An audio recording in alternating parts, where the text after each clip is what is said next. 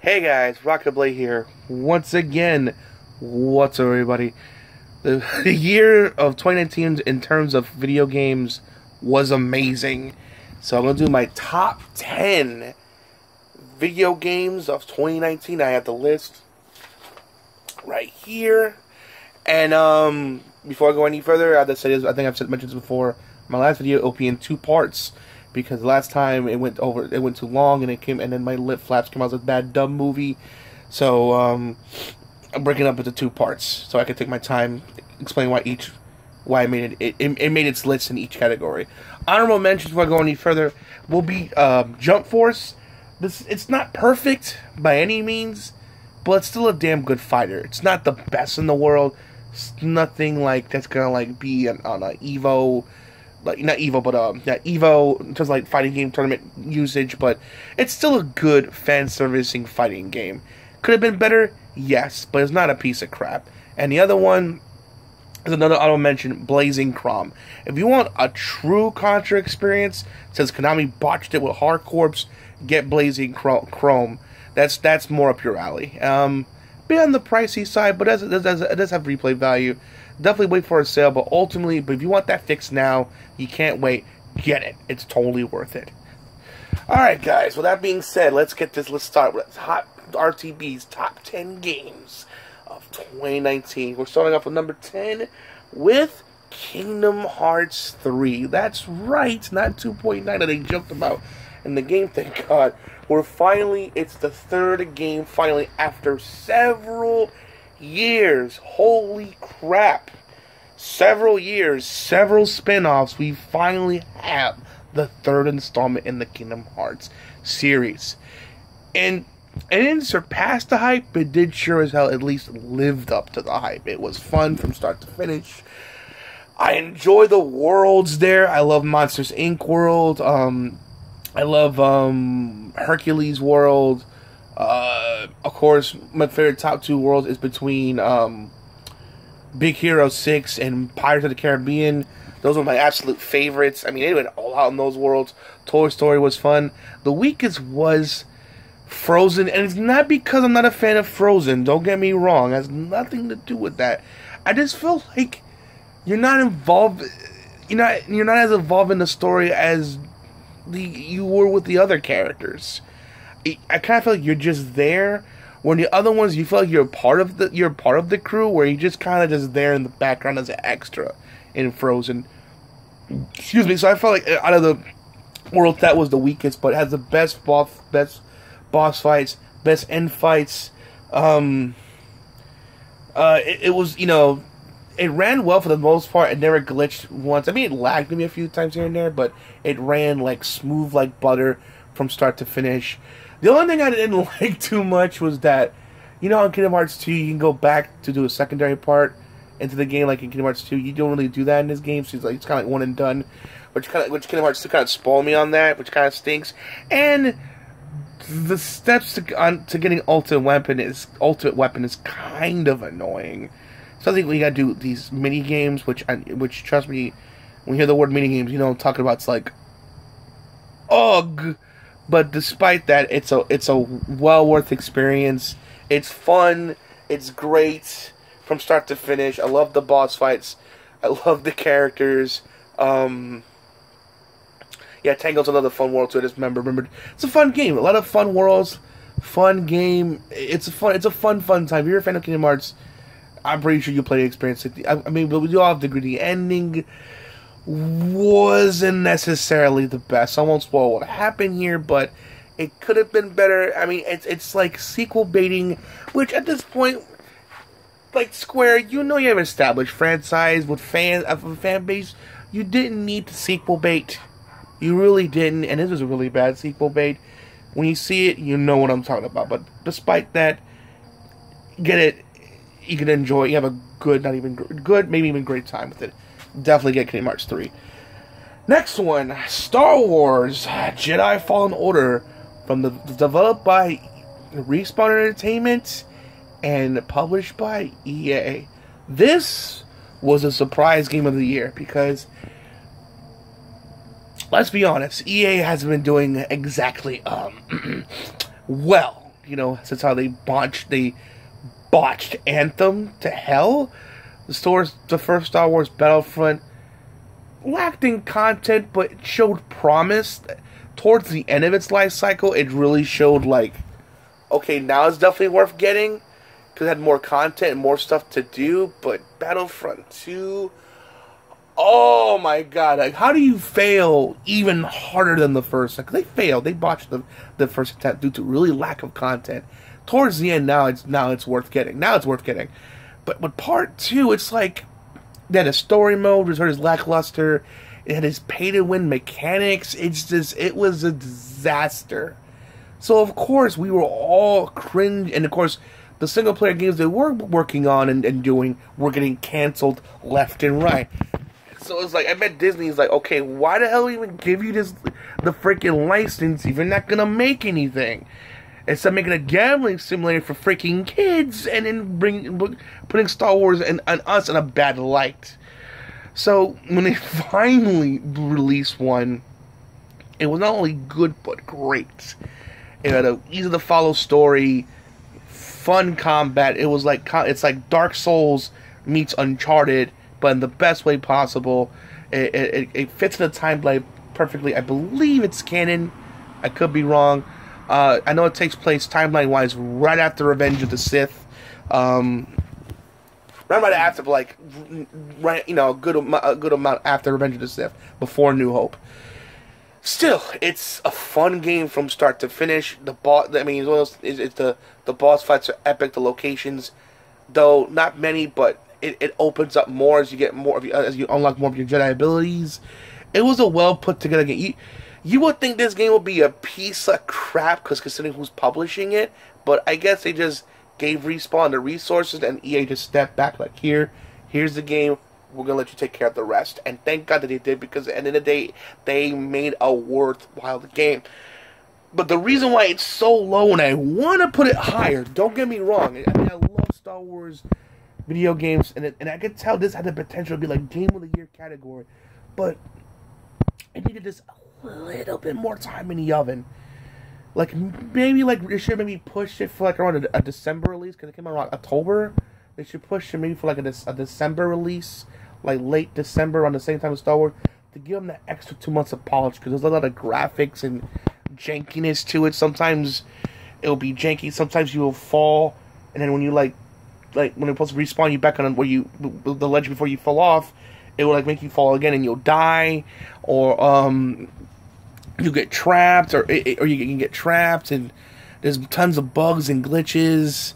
Even froze and broke down at one point. Thankfully, I only we lost maybe 1-2 minutes of progress. Thank God, because I saved before. Excuse me, I went to it was during the final battle. I saved before I went to the final area, so it was I only lost maybe 1-2 minutes of progress. So it was oh no, but still, it's annoying.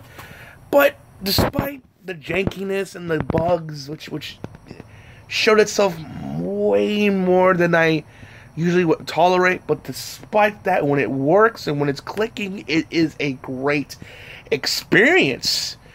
Definitely one of the top 5 Star Wars games, especially now if it gets smoothed out, it'll definitely be even higher.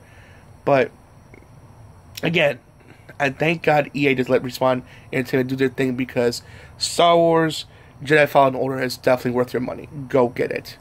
Despite the jankiness and the bugs, it would have been higher, but despite I gotta rank it based on how it was presented at launch, and that's how it was. Could have been better, but could have been a lot worse. Rather something great than nothing at all. Number 8, The Outer Worlds. Freaking Obsidian showing up Bethesda how to make a true Fallout experience. And in fact, I want a Fallout New Vegas 2 with them, with not being rushed, given the full proper time they need, like they did with Outer Worlds. Because Outer Worlds proved that they can make a great game. Because there were two instances where Knights of the Republic 2 and Fallout New Vegas 2, those were supposed to crash and burn, but despite that, they tried to make pretty damn good games, despite being limited on time. But now they're shown, given enough time to develop a game, they can make something truly great, even Game of the Year worthy. I mean, and it's truly is Game of the Year worthy. I mean, my God, it's excellent from start to finish. I love the side characters. I love the story. I love the political commentary they added to it. They weren't afraid of showing showing like left-leaning political ideology. I'm botching that word. Left-leaning politics into it. I like that they weren't afraid to show how they feel about the world, what it could become if we keep going down a certain path. And I like that. They weren't afraid, they weren't like other developers, oh, it's not political. They showed how they feel, and I loved it. It felt very, very genuine. I loved it. Gunplay is the best there ever been. I didn't do melee combat. I was more focused on the gunplay, but the gunplay is amazing. The companions are the best they've ever been. Oh my God, I love the companions in the game. The companions, it's funny, it's dark, it's colorful. It had some weird bugs and glitches, but nothing game breaking. Like, the textures will be really low res, but then immediately fix itself. Never crashed on me once. It had just bugs and glitches, but it ran really well and did really well, despite it being a big open world game. Though I wouldn't say big open world. I would say more like it's like they borrowed the Borderlands system, where it's like hub worlds with big maps. And they broke it down into different areas. They kind of like an open world, somewhat open world, mini open world. They kind of did how Borderlands did it. So it's kind of that, which is smart. It kind of helps load the game even better, in my opinion, anyway. But still, there's lots to see, lots to do. Especially if you have the Game Pass, it's on there. You can play it right now and enjoy yourself. It is definitely worth your time and money. I love the Outer Worlds. Go get it. It's definitely deserving your time, and I can't wait. And the next Fallout game, I will love for them to do it. They prove that they know what they're doing. Unlike the people, unlike Bethesda and Todd Howard. All right, number 7, Devil May Cry 5. Believe it or not, this is the first Devil May Cry game I ever played. Shocking, I know. This is a guy who played God of War and Ninja Gaiden. I love the action games. Excuse me. So you would think I would have been all over Devil May Cry, but of course Capcom and during the last generation was kind of being, to be honest, a-holes, with their TLC and their practices and just how they were being. But thankfully they got new management, because recent years they've been killing it, from Mega Man 11 to Resident Evil 2 Remake to now this Devil May Cry 5. I mean, wow. I mean, they've been killing it. They killed it with this game. I beat it not once but twice. That's how good that game was. It was fun from start to finish. I love all the characters. Each character, you play as different characters besides Dante, but each other character you play as played differently, and it was fun, and it encourages second playthroughs to get more achievements / trophies. It was funny, action packed. I mean, it is a fun game. The gems, where I thought was gonna be a problem, what I did a video on, I thought it was gonna be a problem, wasn't a problem at all. I didn't get in the way at all. I love that. And like with the Outer Worlds, Devil May Cry 5 was also on Game Pass. That's how I was able to experience it. And I beat it not once but twice. It was a fun experience from start to finish. I really, really enjoyed Devil May Cry 5. I'm glad I played it. I'm glad I experienced it. It was a lot of fun. It was a lot of fun. I mean, great action. No bugs, no glitches. It was smooth. I mean, I love the boss fights. I love the wittiness of Dante. Oh, God, I just kicked myself because, damn, I could have gone to this series sooner. What the hell was wrong with me? It's like, damn, why did I get in this series sooner? It was, damn, now I gotta go back and play the other games. That's how good this Devil May Cry 5 was. It was that damn good. I need to go back and play the other games. It was that damn good. Okay, number 6. Next one. Definitely get Devil May Cry 5. Capcom is on a roll. Definitely. Number 6. Fire Emblem 3 Houses. First of all, Internet, thank you for not bitching and moaning, because every time a certain Nintendo game come out, whether it's Legend of Zelda, now Pokemon, they always bitch, moan, and complain that's not the game they wanted. Thank God the Internet was happy with Breath of the Wild and just enjoyed Fire Emblem 3 Houses. So much so they're making funny ass memes. Which just look at Fire Emblem 3 memes. It is hilarious, hilarious. You trust me, you have fun. But the game itself is fun. It plays 3 different houses.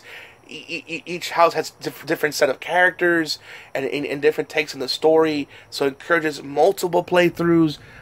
Such lovable characters, villains, people you want to love, villains you want to hate, characters that you thought you were going to like but end up hating, but it's characters you thought you were going to hate but end up loving. So it has that, so it keeps on your toes.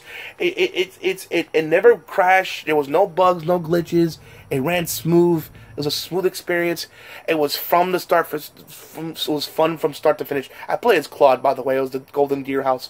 In case you're wondering what I pick, and Claude is best boy. That dude was amazing, and I love the voice actor is like giving into the memes and stuff as well. And he has his own YouTube channel. He's like giving into the memes. I think he's doing a Let's Play, according to Koopa that he mentioned. And Koopa mentioned that he's doing a Let's Play as well of the game. And he's just a cool dude, and he's really giving into it. And just I love it, and I love the gameplay, like I love like the support conversations. Everything's voiced. There's just like no text only, so everything's voiced. It's oh god, it's the combat system it's the best it's ever been. It's just I love the teaching systems. They can teach them how, it's like Hogwarts. It's like Harry Potter, but like Fire Emblem style. That makes sense. So the teaching system. I loved it. Like this game was filled with love and passion, and you can feel it. And I loved it. I loved it so much. I'm so glad that it got that love and passion. It was a really well done, put together game. I really, really enjoyed it. I wouldn't mind later on this year going back and playing it again to do the other like sections. I mean, it's that damn good. It's fun. It's a fun game. I really enjoyed Three Houses, and one. I believe in the Game Awards won players, because granted I think only developers get to choose except for one category. I think the players' choice, and they chose Fire Emblem Three Houses. So to you fans, thank you for choosing it. It deserved it.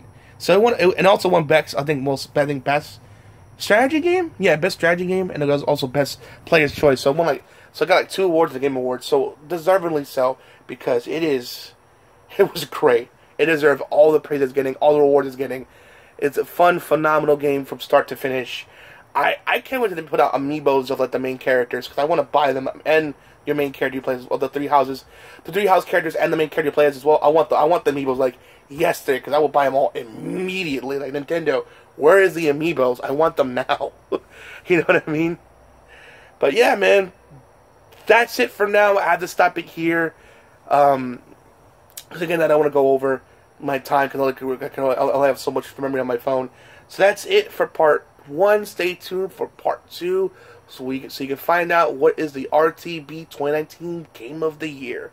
Hope you enjoyed part 1. See you in part 2. Till then, this is RockingTheBlade signing out. Hope to see you guys again real soon. Peace out. Have a great day.